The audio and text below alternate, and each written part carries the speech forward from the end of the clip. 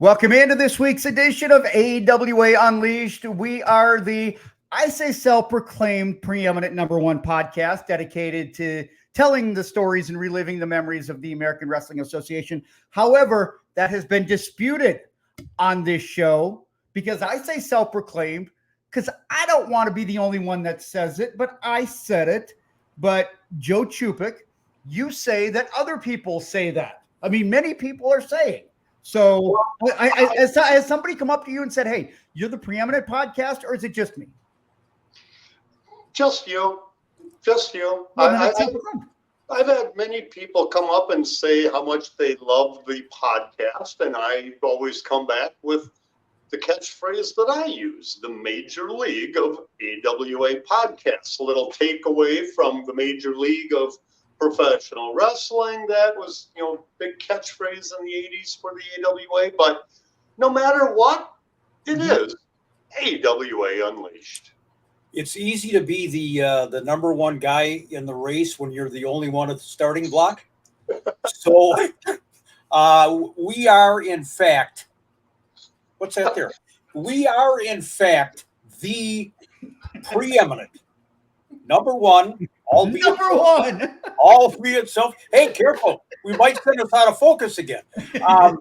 Preeminent #1 podcast. And hey, we better get going because we've been admonished, not to bullshit like this at the beginning. That's true.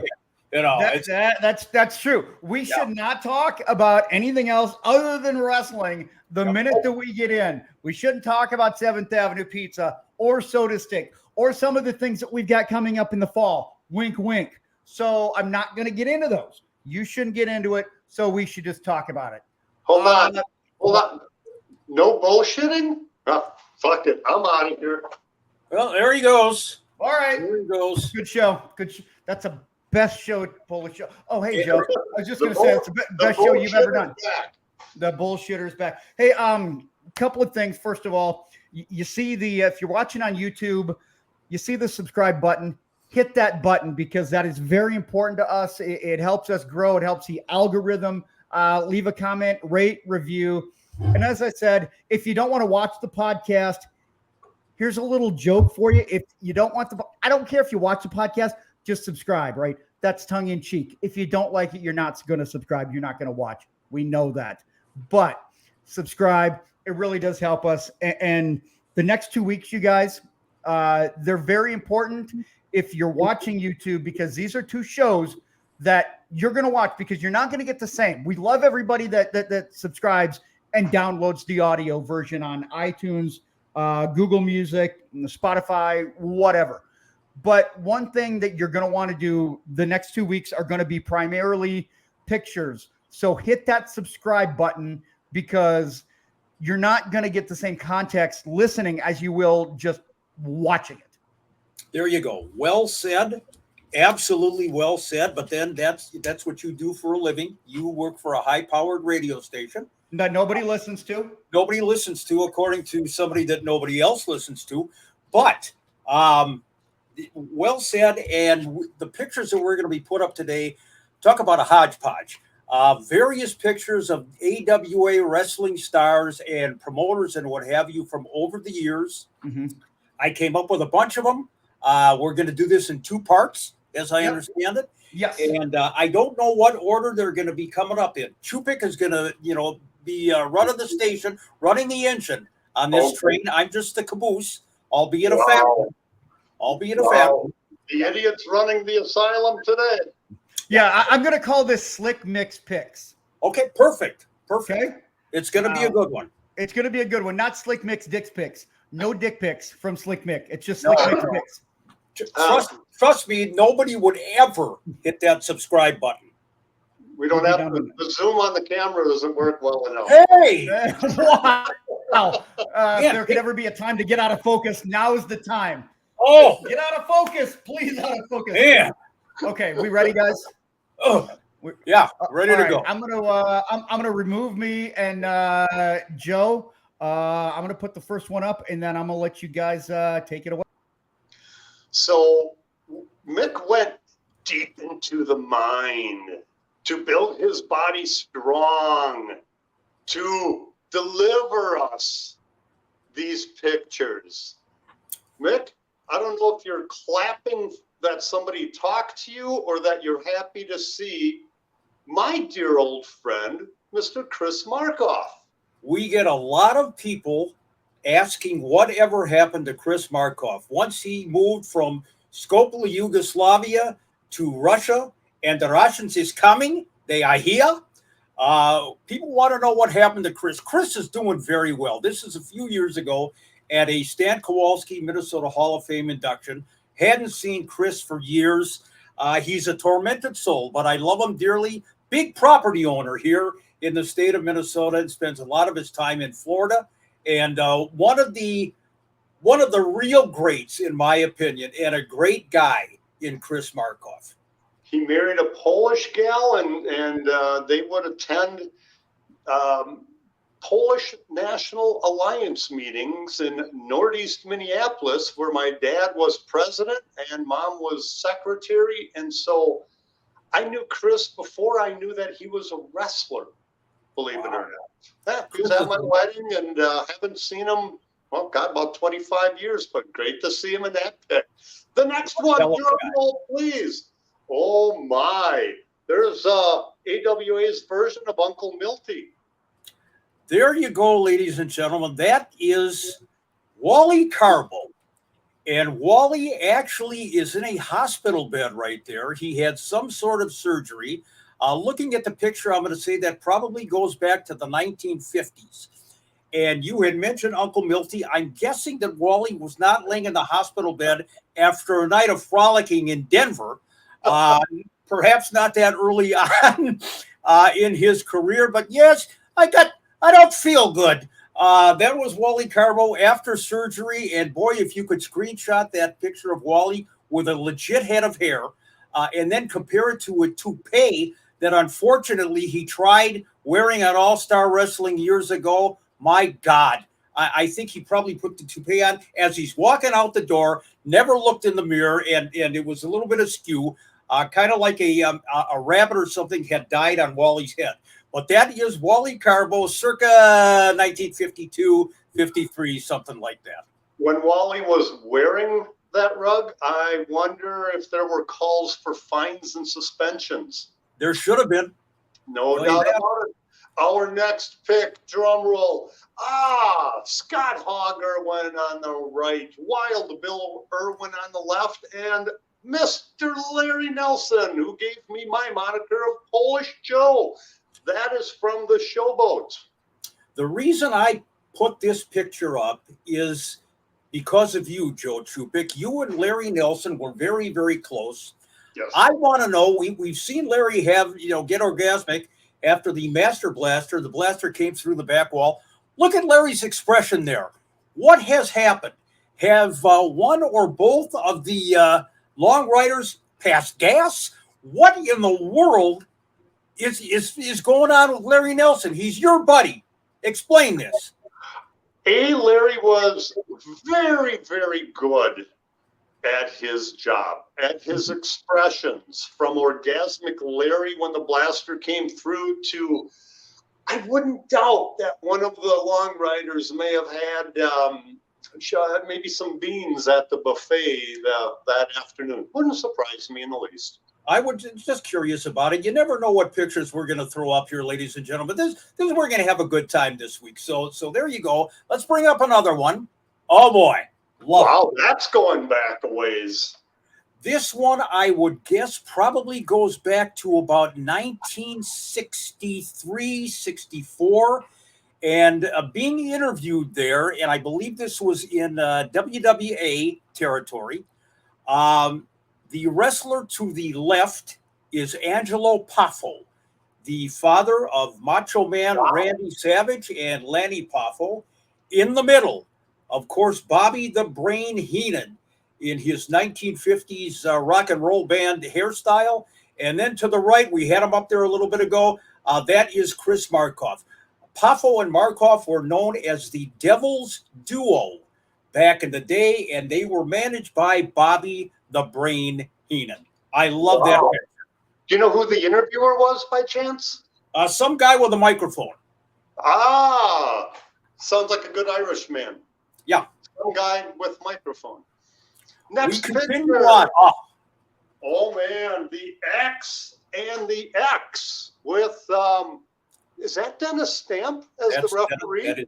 That is Dennis Stamp, the referee, and this is a historical picture in the annals of the AWA. This was the night that Dr. X was actually teaming up with Larry Hennig, and Dr. X explained to referee Dennis Stamp that Larry Hennig had used a foreign object to defeat their opponents that evening. It was the beginning of the Dr. X babyface turn. And the next time Dr. X came back, well, he was in the AWA for a couple of months after that, went on tour, went to Japan, went over the world, came back as a full-fledged babyface. But this, in fact, was the time that Dr. X turned from heel to face in the AWA. Very nice. X marks the spot. Well, I figure maybe they were friends because it looks like Larry's just scratching his back. No, I think you don't see the knife or the handle of the blade. All you see is Larry's hand there. Oh, so, see, I thought it was Larry the back scratcher at that point. You know, he's used a lot of gimmicks over the years. I'm not sure that was one of them. But you know, I'll look that up for you, Chris. There should be somebody named the back scratcher, and that's how they beat somebody is they scratch their back, and then the person's like, "Oh my God, that feels so good," and then they just lay down and get pinned. Been done. Joe Chupik. Sorry, Mad Dog was the back. Oh man. Chris Taylor and a young Cosgrove. God, that had to be about 73-ish. I believe that is about right. And I love this picture. Two of Vern Ghana's trainees. Needless to say, Cosgrove Vaziri, the Iron Sheik, went on to legendary success, not only in the AWA, but all over the world, literally. Chris Taylor, we've mentioned this before, came out of the Olympics, 450-pounder. Vern Ghana thought that Chris was going to be the next big deal. Sadly, it just didn't take off. And, you know, Chris, unfortunately, passed away at a very young age. I had a myriad of health problems, but I just love that picture. Talk about going back in time to the glory days of the Vern Ghana training camp. Wow. Have never seen that one. What would have happened if he would have told Chris Taylor to go fuck himself? He would have laughed. Yeah, he would have chuckled. Okay. Yeah. Chris Taylor was a very nice guy. I don't think Kaz would have called him a jabroni. Okay. But nonetheless, boy, that is just a terrific picture. It's a great. I mean, it really is a great picture. Yeah. Oh, what do we got coming up next? Oh, the High Criers. Here's a deal, and this is one that I have a caption for. This is at Cauliflower Alley Club a couple of years ago. That is, of course, Jumpin' Jim Brunzell on your left. You can tell because it says Jumpin' Jim Brunzell on his shirt. To his right is Greg Gagne. And I have actually put this picture up on my Slick Micks page before with the caption, "Hey, Greg, since when are there 6 aces in a deck?" So... And I'm sure. What's he doing playing solitaire? What's he doing playing solitaire? I'm not sure. I see a lot of pens and pictures on the table there. I'm not sure, but if you look at Jim's face, clearly something is not setting well with him. Either that, or he's asked Greg a question, and Greg's ignoring. I don't know what's going on there. But Cauliflower Alley Club, the High Flyers, back a few years ago. Great picture. There's never been a card game that Greg Gagne has not liked. Oh, interesting. Okay. Yeah. All right, then. Next on the list. Oh man. Vern, you look like you are in serious pancake trouble. We have mentioned before the athleticism of Jerry Blackwell. And clearly it is Jerry that is controlling this over the top. And God love him if he was a step slow or a misstep either way.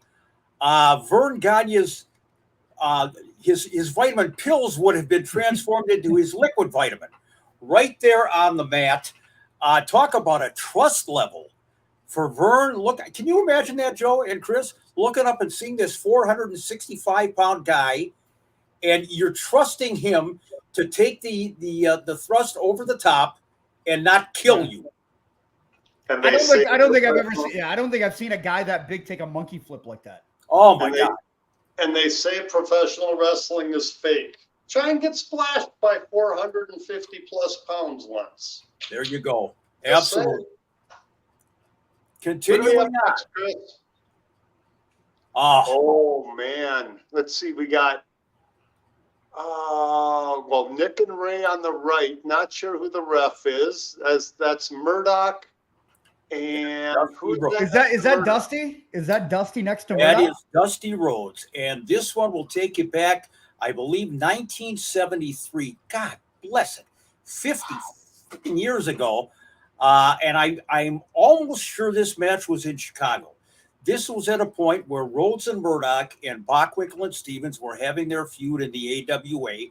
And Dusty and Dick, even though they were all four heels, Dusty and Dick were the crowd favorites that night. And I mentioned before, when they wrestled here in Minneapolis, there was a full-scale riot with an off-duty officer actually getting stabbed in the process. So they had some torrid matches. But you talk about old school. I mean, this is as good as it gets. Bockwinkle, Stevens, Rhodes, and Murdoch. Love the picture. Any idea on the referee? I should know that because I know he was a regular in the Chicago area. But I will leave that up to some of our listeners, like Rich Tito, who lives in Chicago, to tell us who the referee is. I should know it. I don't. And God knows you don't want to take a misstep on this show and say something wrong because, Well, that's why I put it up again, just to make sure that everybody's on the same page. Yep. Switchboard will light up if we misstep here. Let's And do what it. do we, oh man, George Clooney. I didn't know he played football as well. Isn't that something?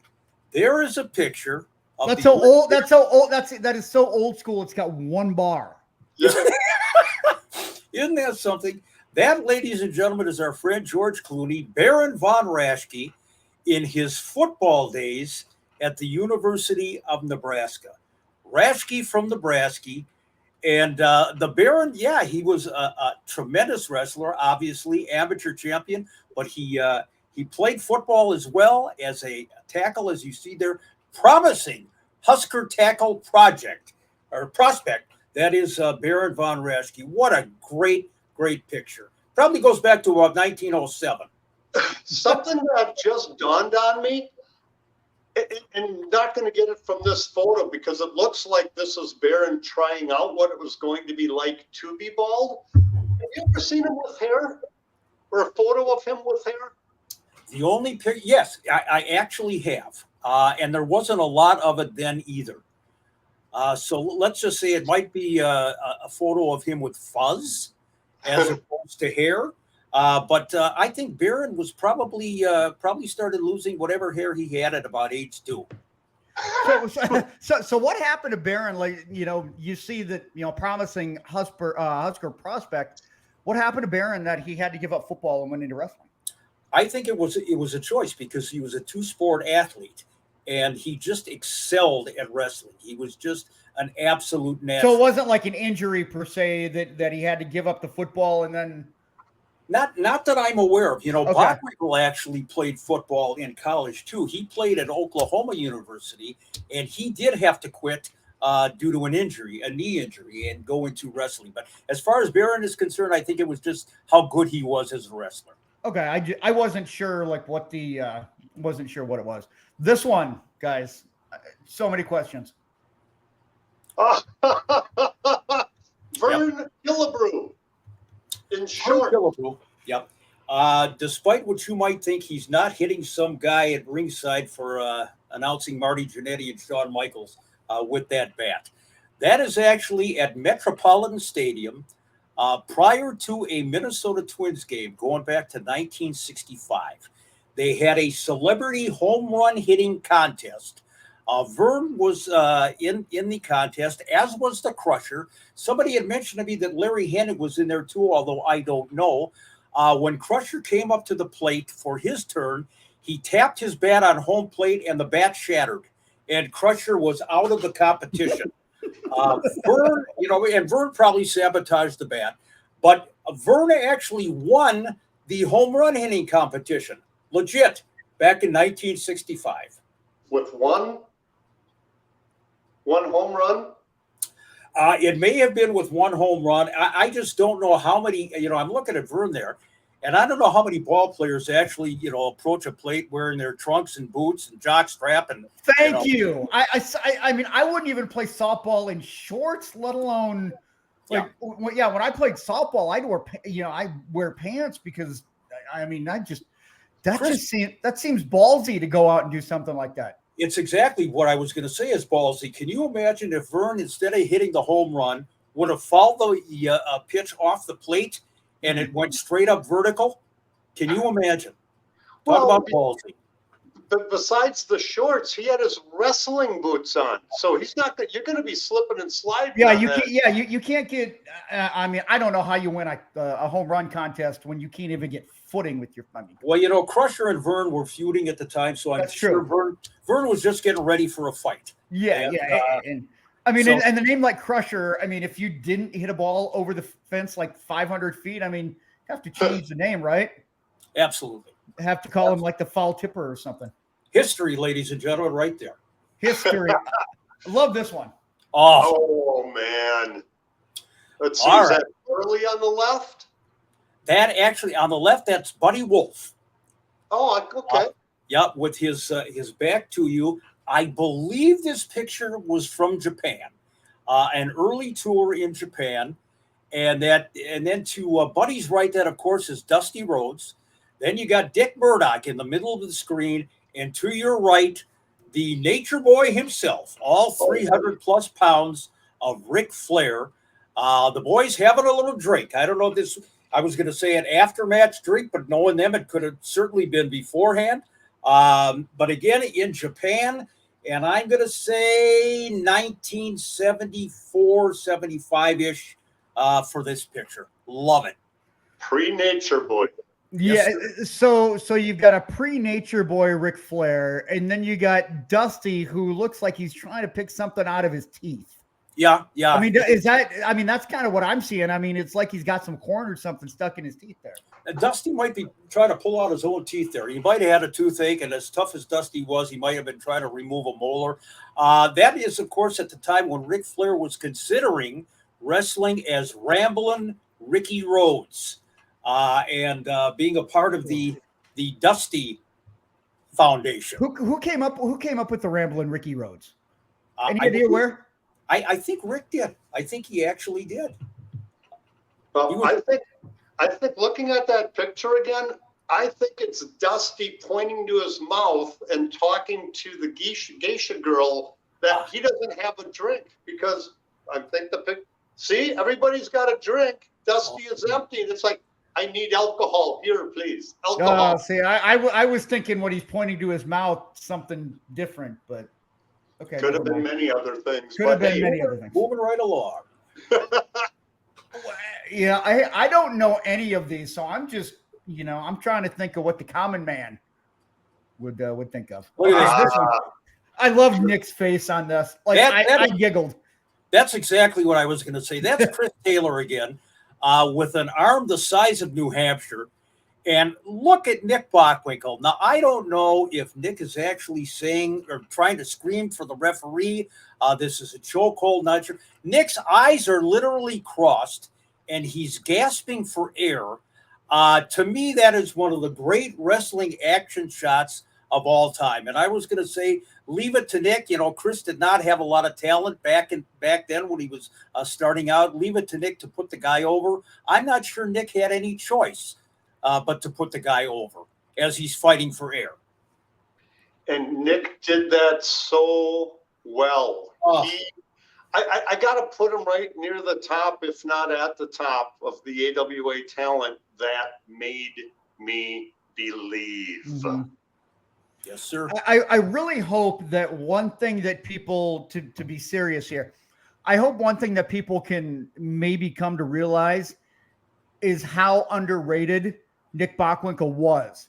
As you start to see these pictures and you hear the stories and you hear about the all-time great world champions with, Ric Flair, and Hulk Hogan and, a lot of the guys from the modern age, but Nick Bockwinkle should not be overlooked as being an absolute all-time great. And I hope people are getting a sense of really everything that he brought to the wrestling business. Chris, I'll tell you, we've mentioned this before. Those who watched Nick Bockwinkle over the years know how damn good he was. He was only lost in the shuffle in the national magazines who were paying attention to the Hulk Hogans and the Ric Flairs of the world. Nick Bockwinkle, to me, is the greatest world's heavyweight champion of all time. All bias aside, he made everybody look good. His matches were all different, carried himself as a champion, and that's what it's all about. Not enough O's and smooth to describe Nick Bockwinkle. There you go. Yeah, like you guys said, so many different types of matches that he can work and make you, like you said, make you believe, Joe. There you go. A young, pretty boy, Doug Summers. Isn't that something? Doug Summers, who started out in the AWA, taking tickets at the TV studio matches. He was kind of a hang-around guy. He helped put up and tear down the ring. He took tickets when people came into the studio to watch the All-Star Wrestling TV tapings. He refereed for a while and then got into the business.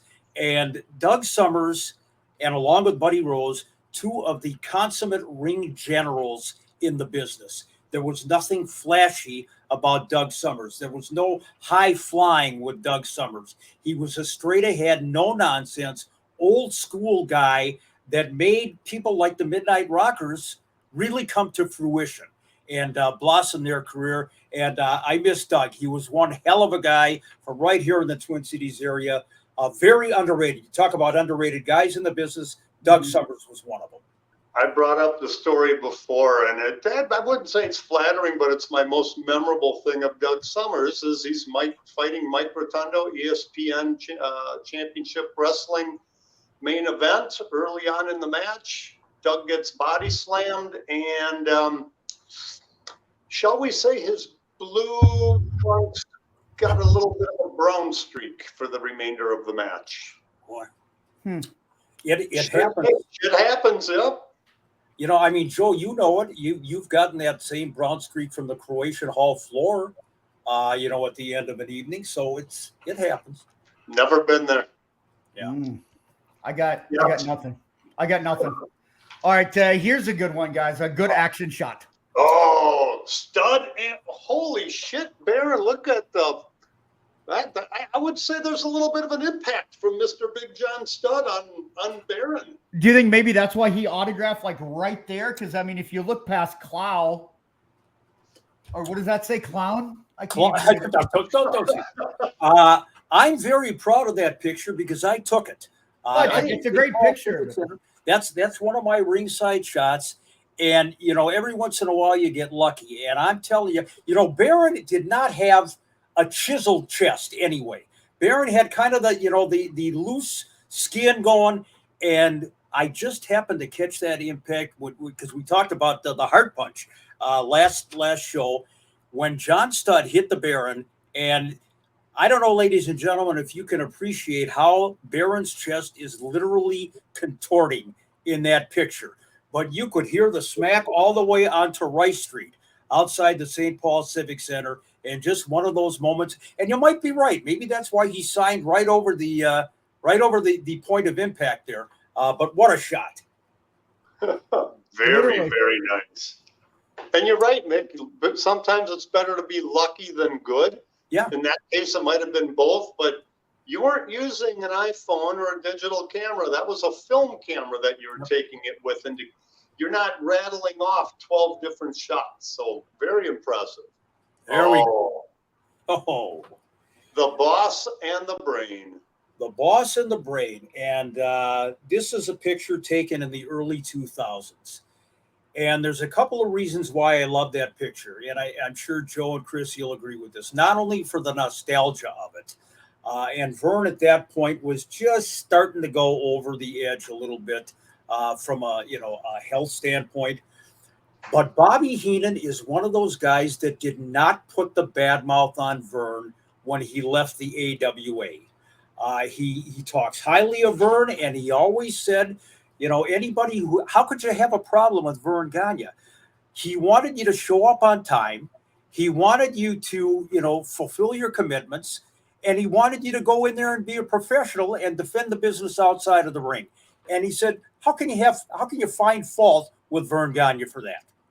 Well, and it was very well known that Vern was one of the best paying promoters in the business. Yeah.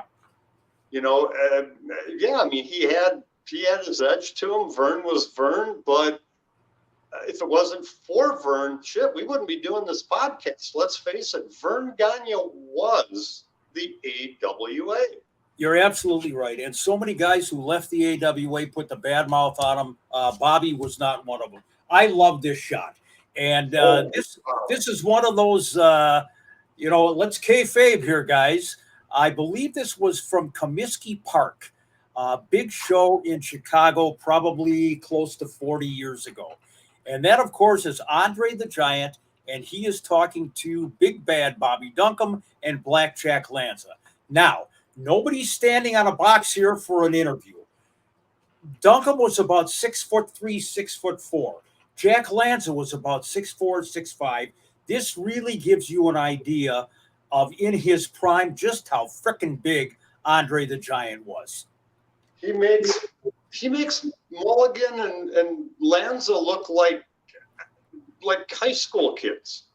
Facial hair, but nonetheless, you get the point. And again, this is back in the kayfabe era.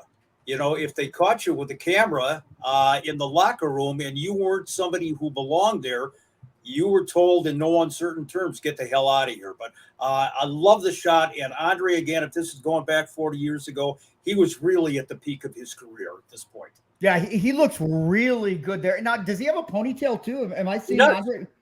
I don't think I've ever seen Andre with a ponytail. He's got the ponytail going, and you notice, and I'm not being facetious here, Andre is standing upright. As the years went on and those horrible back injuries took their toll, he was hunched over. And, he wasn't a guy 7 foot something, by the end of his career, right. Maybe 6'8", 6'9", but a great shot nonetheless. History in the AWA. Very nice shot. What do we got next, Chris? Let me see here. Go to 17. Saw that one. All right. This is a cool one. I like this one. You're gonna have to tell me all about this one. Well, Mick, before you get into it, The only thing I can think of is that Vern is collecting money from all of the dollars that you've cost him over the years. It's exactly right. And what's interesting about it? You're sort of right. This is a picture from the early 1960s with Vern. Vern was clairvoyant. He could see into the future. And apparently he had some kind of a vision, a premonition, that some ring announcer was going to cost him literally millions over the years. So he was starting early. He was starting in the mid-1960s, collecting coin by coin. Nonetheless, this is Vern ringing the old bell there, and that is on the Nicollet Mall. I don't even think it was a Nicollet Mall back then. I think it was Nicollet Avenue if it was in the 1960s. I'm sure this was around the holiday time, but just talk about just nostalgia. And I'm not sure. Look at Vern. He's got the smile on his face, but he's also kind of looking down to make sure that it's silver and not copper that is being tossed into that can. Even back then, Vern watched every dime. Oh, classic. Oh, that's a great.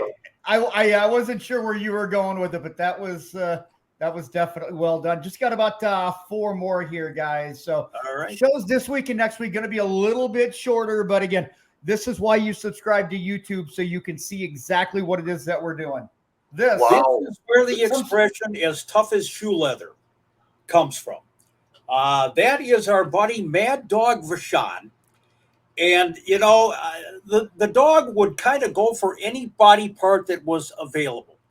And in the person of Adrian Adonis, Adrian's size 13 boot made its way a little bit too close to Mad Dog's 2 teeth.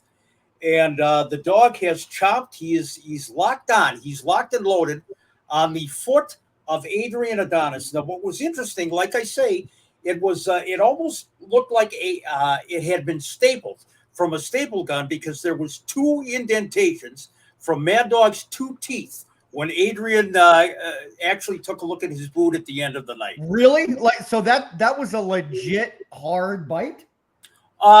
Everything that the dog did, from what I understand in the ring, even the lightest touch, you felt. And look at the expression on Adrian.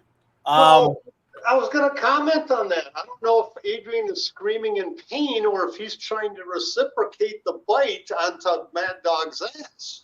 Well, that could be a very interesting point. The dog is just a little bit out of reach there. Adrian, had he not had quite the ample midsection, might have been able to get into full sit-up position and clamp onto the dog's hairy posterior. But nonetheless, it would have been a circle then. They would have like formed an O at that point then. They would have, and they probably would have rolled around the ring. That would have been very interesting. But nonetheless, Mad Dog Vachon, as I said, Mad Dog had an appetite, and it really didn't matter what was in front of him during a wrestling match. He was going to take a chunk out of it. That's why he was Mad Dog. There you go. What do we got next, Chris? Oh, Sherry. There's a God loves Sherry. This was the first night that I met Sherry Martell. I had talked to her on the phone prior to her coming to the AWA. And this was Sherry's debut night. And, we were talking in the locker room, and I said, Sherry, would you mind if I took a picture of you? It's fine. Sherry had a couple of cocktails prior to the picture being taken. If you look at her eyes, Sherry's not quite focused at the camera lens. She looked kind of like I did a couple of weeks ago when I went out of focus. But also, there's a little bit more showing than Sherry probably knew at the time.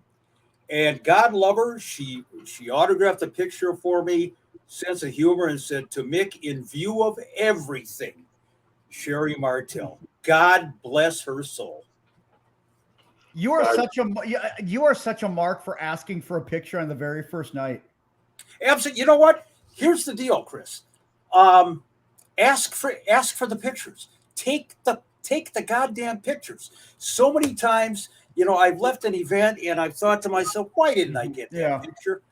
As I've said before, how are you going to stop time without taking that picture? And with Sherry, boy, the opportunity was there, and I didn't even have to remember to take the lens cap off. Mick, I've said it for years, how in retrospect, I'm so disappointed that I don't have more pictures of my time in the AWA. Wahoo, Ray the Crippler Stevens, Manny Fernandez, Vern. I mean, I've got a couple, but the rest of them are sadly right here. We didn't have these in our back pocket where you could take a picture when you wanted to. It was you either had a nice camera or the little Kodak disposable ones that were placed in the middle of a table at a wedding back in the day. So let me ask you guys about the pictures, because we just have a couple more left in this episode. What was it taboo to ask for a picture if you were in the business, or was there a certain line that you couldn't? Was it considered unprofessional at all? Because I know that today it seems like there's nothing off limit for fans, and I think that kind of bothers me, that I feel like fans feel like they have a right to everybody's personal space. I don't agree with that at all. There's a time and a place, but was there ever any time where it was not suggested, or, what was the etiquette? I think for me, and maybe Joel will feel the same way, I didn't want to appear to be marking out. There was just a certain comfort level, and I know a lot of wrestlers felt that way. Where I didn't see it, like Jim Cornette. Jim Cornette will pose with anybody and everybody. My friend Bob Cook, a great veteran in Georgia Championship Wrestling. Bob says take the pictures. Do not feel ashamed or small or embarrassed because you're a part of what's going on. It's no different, really, than taking a picture at a grad party with your family. You belong there. Take the pictures. Just be respectful. Yes. If you run into a talent at a show, well, that's what they're there for, to sign the autograph. If you run into them at a restaurant and they're having a nice casual dinner with somebody, you can approach, but be respectful. They're wrestlers, celebrities, they're human beings as well. Just be respectful, and I guarantee you that the vast majority of the time they will be accommodating. Spot on. What do we got next, Chris? Man, is that Tanaka? The gentleman there is Duke Keamuka, an old-time wrestler, very, very big in Florida and the southern part of the United States. And he is actually feeding his son, who became the eventual Pat Tanaka. So that is Pat Tanaka's toddler picture, if you will. And so I'm guessing, again, probably going back to the early 1960s, give or take. But what a great picture. Duke Keamuka and Pat Tanaka. So, quick story on Tanaka. When he first came in, I had asked him about his family. He kayfabes me, and he tells me that Professor Toru Tanaka, who was, I think, Odd Job in the James Bond movie. Well, that was Harold Sakata. But Professor Toru Tanaka was another guy. But they were different guys. Yeah, but Pat would tell me that. Gotcha. Correct, and that that Odd Job, and I'm like, okay, Pat, sure. It was an era of bullshit. Yep. Yep. And you gotta love it. Yep. Okay. Raymond and Dusty, what a picture! This I just recently discovered on the net, and I'm looking at the pictures in the background on the wall, and you can pretty much get the time frame here. This is again early 1970s, the 60s. I'm looking Hercules Cortez up in the left picture, Harley Race, Lars Anderson. This is Ray Stevens and Dusty Rhodes. So I'm going to say this is probably 1973-ish again. I'm not sure where the picture was taken. I don't know if it was at the AWA office. It might have been. I don't remember seeing a wall with that many pictures in one spot, but talk about two absolute legends and a great picture. The stories of the two together. Yeah. Legendary. And I do have to say, I know at the beginning I promoted this as Slick Micks Pix, where pictures of some of them you took, some of them you did not take yourself. Right.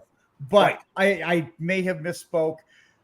A good majority of these are ones that you did, you took, but there are some sprinkled in again. The ones that you came across that you feel have good backstories, and these Absolutely. Are okay. That's it, Chris. It's to give a history of the promotion, and if anybody out there recognizes, hey, that's a picture that I took back in Moline or whatever, and you want to bring it to my attention, go ahead. To me, it's always been more important just to share the history. Yes. That's what we're family, and that's what it's all about. Yeah. All right. Here is the last one, you guys, of this week's show, and we're gonna do the same thing next week. So we'll finish this week up with this bad boy. Oh, that picture. Harley and Crusher. That's Bruiser. That's they were cousins, so. Oh yeah, they were cousins. Yeah, like the Kalmakoffs were brothers, and yeah, I got that. The historical significance for this, ladies and gentlemen, I'm going to guess at the date here, 1964, 1965-ish. Harley Race and Larry Hennig were feuding with the Crusher and Dick the Bruiser at the time. all over the AWA area. They were exchanging the World Tag Team titles. And to see this picture, and again, talk about no kayfabe when this was taken. Harley Race on the left, Dick the Bruiser on the right. Two of the all-time greats again, and the camaraderie in the business is what it's all about. But again, one of those pictures that man, if the promoters knew it was out there, they would not be too happy. Wow, that is a classic. Looks like it was in a train. Yes. Very, very cool. Well, you know it's old school when it's on a train because nobody's on a train anymore. No, you would not take that on a train. You would not take it in the rain. You would not take it any. Okay, I'm sorry. Let's go ahead and do some shout outs and then we'll wrap it up. So Mick, what say you? Okay, Shannon Laughlin. Shannon is a recent addition to the wrestling scene. Do we have somebody else up there? You might. You got somebody else up here, but I can change it. Yeah. Let's change it to Shannon Laughlin. Shannon, right, hold on. A big wrestling fan of the AWA and also of world-class championship wrestling. Loves the business, loves our podcast, loves the pages, the Facebook pages. Shannon, glad to have you aboard. Did I spell it right? Yes, I believe you did. Okay, good. One, you could see who my shout out is. It is the trainer of champions, recently inducted into the Minnesota Professional Wrestling Hall of Fame. Our friend, he was my promoter when I had run the AWL, the American Wrestling League, Mr. Eddie Sharkey. For all of your years, all of your trainees, Eddie, thank you. Yeah, and you and I, Joe, we were fortunate to be there when Eddie was inducted, and it was a pretty cool moment. And it was. Very Well cool moment. Yes, and I'm going to go with Jane Amundsen. Jane, I know that you love the show. You love supporting us.